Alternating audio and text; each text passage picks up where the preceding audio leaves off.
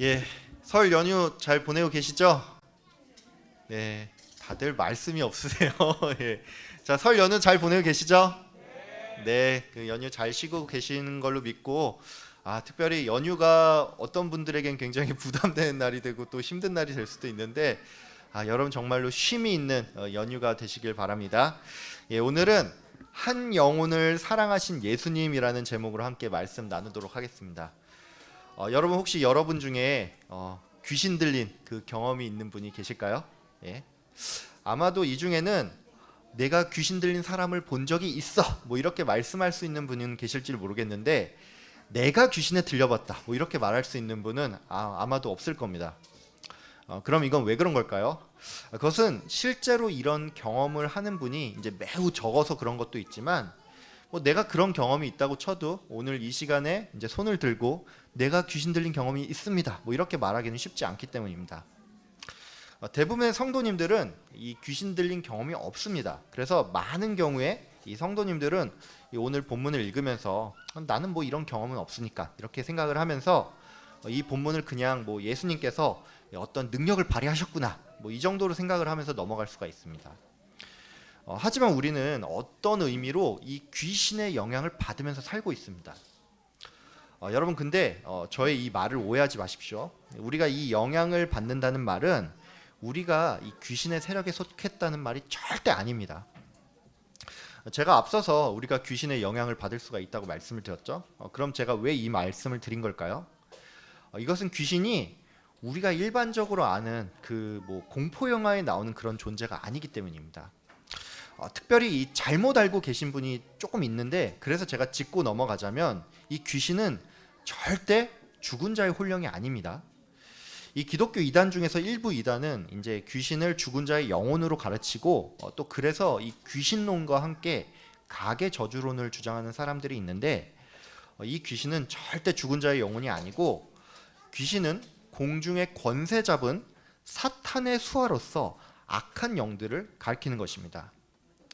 오늘 본문에 보면은 귀신 들린 사람이 나오는데 헬라어 원어는 이 귀신을 푸뉴마티 아카사르토라고 표현을 하고 있습니다.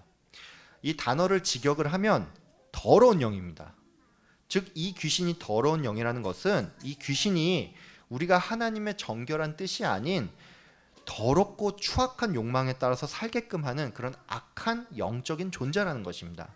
그러니까 우리가 꼭 귀신에 들려야지만 귀신의 영향을 받는 게 아니라 우리를 넘어뜨리고 또 하나님을 대적하게 하는 이 세상의 모든 것들이 그 이면에 영적인 세계가 있고 또 더러운 영의 역사가 있다는 것입니다. 또한 우리는 예수님을 믿기 전에 이 모두가 이 악한 영의 지배 아래 있던 사람들입니다. 이 말이 어떤 분들에겐 굉장히 불편할 수가 있는데 이게 성경이 말하는 바입니다.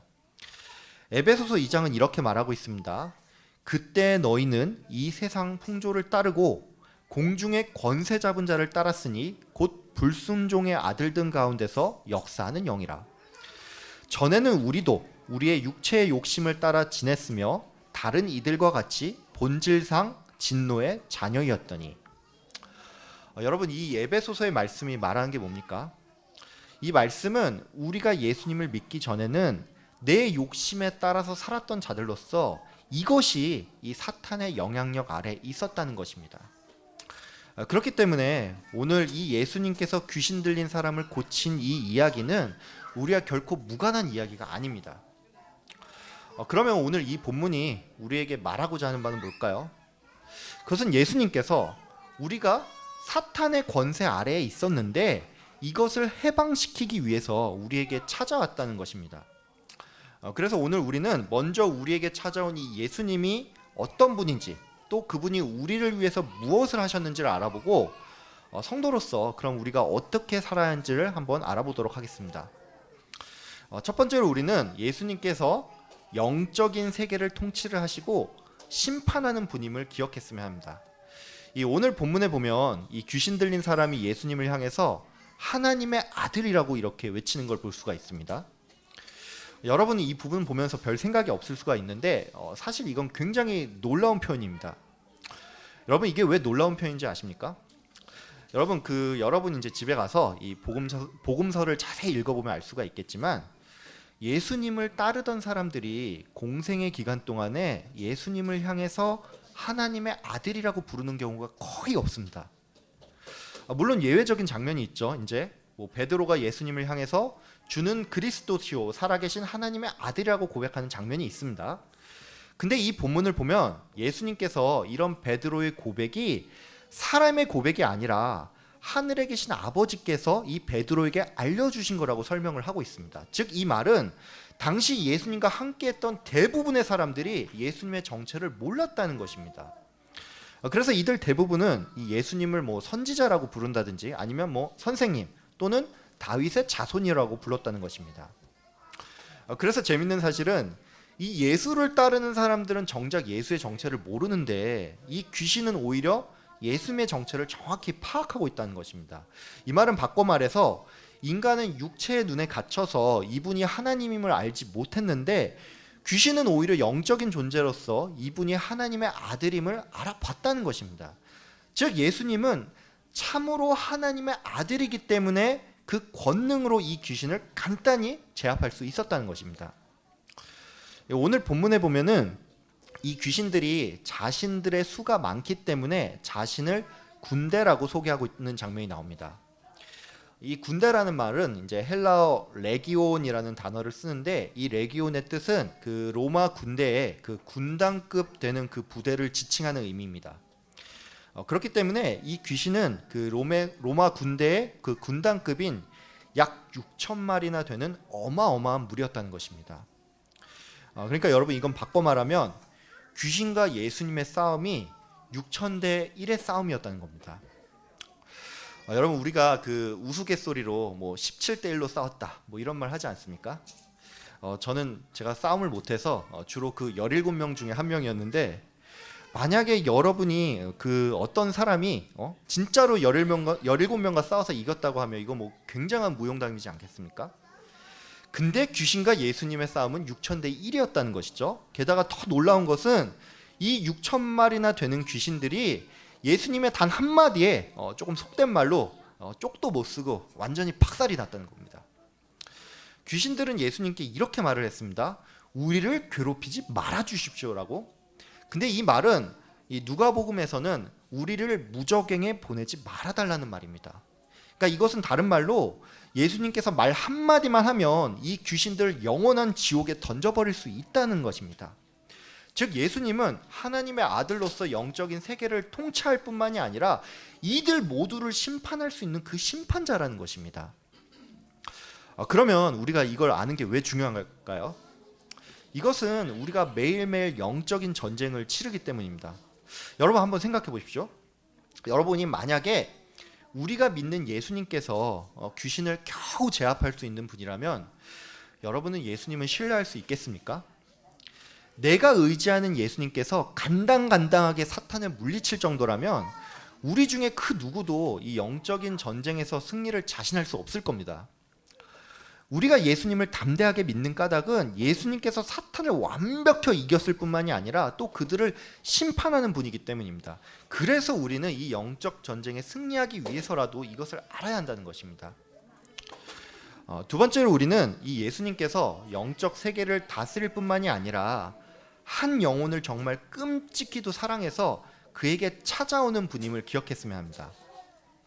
오늘 본문에 보면은 이 귀신 들린 사람이 예수님 앞에 나오는 것을 볼 수가 있습니다. 많은 분들이 이 부분을 보면서 우리도 예수님을 찾아가야 한다라고 말을 하는데 이 말은 맞죠. 근데 사실 오늘 이 본문은 귀신 들린 사람이 예수님을 찾아왔다기보다는 예수님께서 이 사람을 찾아왔다는 게 훨씬 더 정확한 표현입니다. 여러분 오늘 본문이 이제 20절이잖아요. 근데 바로 뒤에 21절을 보면은 이런 말씀이 나옵니다. 예수께서 배를 타시고 다시 맞은편으로 건너가시니. 이제 이 말이 무슨 말이죠? 이 말은 예수님께서 여러 가지 사역을 하기 위해서 이 지방에 찾아온 게 아니라 이 귀신 들린 사람 한 명을 고치기 위해서 이 지역에 왔다는 얘기입니다. 즉 예수님께서는 이 사람 하나를 살리기 위해서 이 갈릴리 저편에서 사람들 다 가르치고 그 피곤한 와중에 저녁 늦은 시간에 배를 몰고 풍랑까지 잠재워 가면서 이 사람에게 찾아왔다는 것입니다. 여러분이 이게 어떻게 보일지 모르겠지만 이건 정말로 지극히 비효율적인 일입니다. 여러분은 예수님께서 그 하나님 나라를 전하기 위해서 가장 할 수 있는 가장 효율적인 일이 뭐라고 생각을 하십니까? 제 생각에는 그 아마도 가장 효율적인 일이 예수님께서 그 예루살렘 성전에서 이 유대인들이 가장 많이 몰려드는 그 6월절에 오병이어의 기적을 한 10번 정도 일으키는 일이라고 생각을 합니다. 만약에 예수님께서 그렇게 하셨다면 이 전국에서 몰려든 모든 유대인들이 그 즉시 예수님을 진정한 메시아로 받아들였을 겁니다. 근데 예수님께서는 그렇게 하지 않았다는 것이죠. 예수님은 이 공생의 사역을 갈릴리 지방에서 시작을 했습니다. 여러분, 이게 무슨 의미인지 모를 수가 있는데 이것은 한마디로 하면 예수님께서 완전 시골 깡촌에서 사역을 시작을 했다는 겁니다. 이 사람들이 예수님을 보면서 나사렛 사람이라는 말을 하죠. 근데 이 말은 그 출신을 비하하는 말이기도 합니다. 그래서 이 성전에 있었던 나다나엘이 나사렛에 무슨 선한 것이 나올 수 있겠냐 이런 말을 했다는 것입니다. 즉 예수님께서 이 갈릴리 지역에서 사역을 시작을 했다는 것은 여러분의 일을 돕고자 제가 예를 들면은 이런 겁니다. 어떤 굉장히 그 전도 유망한 청년이 이 서울대 법대를 졸업을 하고 4학년쯤에 소명을 받아서 총신대 신대원에 진학을 했다고 치겠습니다. 근데 이 사람이 신대원을 수석으로 졸업을 하고 또 미국에 건너가서 그 유명한 신학교에 들어가서 거기서 이제 석사 박사를 다 마치고 굉장히 뛰어나고 대단한 논문을 쓰고 국내에 돌아왔다고 하겠습니다. 그러면 여러분은 이 사람이 어디서 사역을 해야 한다고 생각을 하십니까? 만약에 이분이 그냥 정말 그 학력만 뛰어나다면 이분은 아마 이 교수로 가야겠죠. 근데 이 사람이 학력만 뛰어난 게 아니라 설교를 정말 기가 막히게 잘하고 신유 은사까지 있다고 치겠습니다. 그러면 이 사람은 그 어디서 사역하는 게 좀 맞겠습니까? 강남의 이 대형 교회 같은 곳에서 사역을 시작하는 게 약간 구색이 맞지 않겠습니까? 근데 이 사람이 갑자기 저기 무슨 이 강원도 산골에 교인이라고 해봤자 이제 한 80대 노인 한 5명 정도 있는 그 교회에서 사역을 시작한다고 하면 여러분 어떨 것 같습니까? 하나님의 뜻이 있겠지 이런 생각이 들면서도 근데 솔직히 저렇게 뛰어난 분이라면 저런 데서 사역 시작하는 건 좀 낭비지 않나? 이런 생각하지 않겠습니까? 그러니까 예수님이 갈릴리 지역에서 사역을 시작했다는 것은 이런 일과 다름이 없다는 것입니다. 근데 예수님은 여기서 한술 더 떠서 이 갈릴리 호수를 건너서 이방인들이 사는 그 거라사 지방으로 갔다는 것입니다. 여기는 유대인들이 거의 살지 않던 지역이었습니다. 이 오늘 본문에 보면 이 돼지떼가 나오지 않습니까? 이 말이 의미하는 게 뭡니까? 사람들이 돼지를 반려동물로 키우진 않죠. 그러니까 돼지를 키운다는 것은 돼지고기를 먹는다는 말입니다. 모세 율법은 돼지를 부정한 짐승으로 여겨서 돼지고기 먹는 일을 금지했습니다. 근데 돼지떼가 2,000마리나 있었다는 것은 이 지역이 돼지고기를 즐겨 먹는 이방인들이 사는 지역이라는 것입니다. 즉 이 말은 이 지역에 사는 사람들이 애초에 유대교인들이 아니고 그래서 그들은 하나님 나라에 대해서 전혀 관심이 없던 사람들이라는 것입니다. 예수님께서는 이 유대교와 무관한 사람들이 있는 그 이방 땅에 가서 그러니까 복음 전파의 그 효율로 보면은 극히 효율이 떨어지는 그 일을 자진을 했다는 것입니다. 그러니까 이 말은 예수님께서 효율이 아닌 그 땅에 사는 단 한 영혼을 위해서 즉 그가 택한 한 사람을 구원하기 위해서 이렇게 비효율적인 일을 감행하셨다는 것입니다.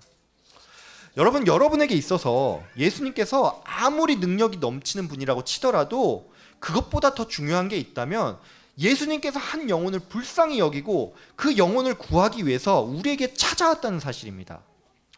여러분 만약에 예수님께서 한 영혼을 사랑해서 그를 찾아가는 그 일이 없었다면 예수님이 아무리 세상의 구원자가 된다고 하더라도 이 구원자가 나의 구원자는 될 수 없다는 것입니다. 성경은 내가 천사의 말을 할지라도 사랑이 없으면 울리는 꽹과리가 되고 산을 옮길 만한 믿음이 있을지라도 사랑이 없으면 아무것도 아니라고 말하고 있습니다. 이 말이 의미하는 게 뭡니까? 우리가 아무리 능력이 있어도 거기에 사랑이 없으면 아무 의미가 없다는 것입니다.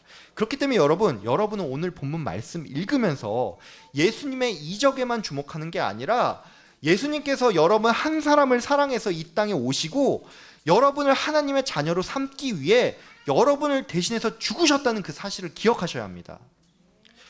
예수님의 사랑이 없다면 예수님의 능력은 우리와 아무런 연관이 없습니다. 여러분 지금 이 자리에 앉아 있는 것은 예수님이 여러분을 사랑해서 여러분을 찾아왔기 때문에 가능한 일입니다. 그러니까 여러분, 그 예수님께서 여러분 한 사람을 사랑해서 찾아왔다는 이 감격스러운 사실을 꼭 잊지 말길 바랍니다. 마지막으로 우리가 성도로서 또한 예수님을 전하는 자로 살아야 한다는 사실을 기억했으면 합니다. 이 오늘 본문을 보면 이 예수님이 이제 귀신 들린 사람을 고쳤을 때 이 사람들의 반응이 서로 다르다는 것을 알 수가 있습니다. 한 사람은 예수를 전했던 반면에 다른 사람들은 예수님께 이 지역을 떠나달라는 요청을 했다는 것이죠. 그러면 왜 이들은 이렇게 다르게 반응을 한 걸까요? 그것은 이들이 예수님을 바라보는 관점이 달랐기 때문입니다. 예수님을 내 인생 주인으로 모시고 사는 사람들은 예수님을 따르고 전하는 일에 관심이 있지만 내가 예수를 믿으면 어떤 유익을 얻을 수 있지? 이 일에 관심이 있고 내 뜻이 우선인 사람은 예수를 전하지 않고 예수를 배척합니다. 여러분 살면서 어떤 신앙적인 체험이 다 있으시죠? 근데 그 체험이 여러분의 신앙을 증거하는 게 아닙니다. 내가 정말 예수를 믿고 그분을 주인으로 모시고 사는 것만이 나의 신앙을 증거합니다. 여러분 모두 예수를 나의 주인으로 인정을 하고 예수를 전하면서 사시길 바랍니다. 특별히 부탁드리고 싶은 것은 여러분 절대 이 일을 여러분의 힘과 능력으로 하지 마십시오. 나의 힘과 능력으로는 역사가 일어날 수가 없고 무엇보다 인간적인 의지로는 우리가 한 영혼도 사랑할 수가 없습니다. 여러분 한번 생각을 해보세요. 여러분이 이제 직장 생활하면서 사람들 만날 때마다 저 사람 지옥 가면 안 되는데 뭐 이런 애타는 마음으로 그분들을 바라보십니까? 아마 안 그럴 겁니다. 그럼 왜 그렇죠? 그것은 그 사람이 내 가족이 아니고 그래서 그만큼은 사랑하지 않기 때문입니다. 만약에 여러분 내 자녀나 나의 부모님이 지금 교회를 나오지 않는다면 여러분들은 모두 애가 타지 않겠습니까? 제 첫째 딸이 이제 이름이 희수인데 지금 초등부에 있거든요. 이 희수가 그 장모님에게 그러니까 이제 희수한테는 할머니죠. 할머니한테 할머니 소원이 뭐야? 라고 이렇게 물어본 적이 있습니다. 근데 이 말을 들은 장모님께서 희수 외삼촌이 예수님을 잘 믿고 이 천국 가는 게 소원이야 라고 이렇게 말씀을 하시더라고요. 여러분 이걸 보면 알 수가 있지만 내가 사랑하는 사람은 절대 지옥에 가면 안 된다는 생각을 여러분이 합니다. 근데 이 말을 달리하면 우리에게 사랑의 마음이 있으면 애타는 심정이 생기고 그래서 예수를 전한다는 것입니다. 그래서 여러분이 예수님을 전하기 위해서 꼭 필요한 게 있다면 그건 바로 사랑의 마음입니다. 여러분 제가 그 어머님들에게 그 주중에 좀 종종 카톡도 보내고 또 연락도 가끔 하고 그러지 않습니까? 예? 제가 집에서 원래 둘째라서 그 사람들에게 부담 주는 걸 정말 싫어하고 그래서 이렇게 연락하는 걸 정말 못하는 사람입니다. 근데 제가 사역자가 되니까 우리 아이들이 너무 사랑스럽고 좋으니까 이게 제가 되더라고요. 예. 여러분도 사랑의 마음이 있으면 예수를 전할 마음이 생깁니다. 또 여러분 사랑의 마음이 있으면 포기하지 않고 다시 다가갈 힘이 생깁니다. 그러니까 여러분 예수님께서 한 영혼을 찾아갔던 그 예수님의 사랑의 마음을 나에게도 달라고 간구하는 여러분 되기를 바랍니다. 제가 예전에 그 읽었던 책 중에서 조금 인상적인 문구가 하나 있는데 오늘 제가 이걸 읽으면서 오늘 설교를 마치도록 하겠습니다. 이게 그 기독교 서적은 아닌데 제가 이 문장을 읽었을 때 하나님의 사랑이 조금 생각이 나서 따로 메모했던 문장입니다. 한번 읽어보겠습니다. 사랑으로 일어난 싸움에서 늘 먼저 미안하다고 말하는 사람은 잘못을 저지른 쪽이 아니라 더 많이 그리워한 쪽이다. 견디지 못하고 먼저 말하고 마는 것이다. 그래야 다시 사랑한다고 말할 수 있으니까. 더 많이 사랑하는 사람은 상대방에게 지는 것이 아니라 자기 자신에게 진다. 나는 계속 질 것이다. 기도하겠습니다. 참 사랑의 하나님 아버지 감사합니다.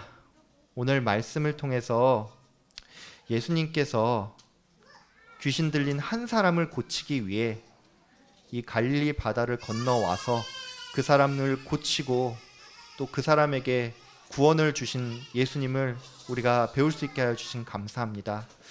아버지 하나님, 하나님께서는 우리 각자 한 사람 한 사람을 너무나도 사랑해서 당신의 하나뿐인 외아들을 이 땅에 보내주셨습니다. 또한 예수님께서는 한 영혼을 사랑해서 효율적인 것을 생각하는 게 아니라 그 사람을 살릴 걸 생각해서 그 사람에게 찾아갔습니다.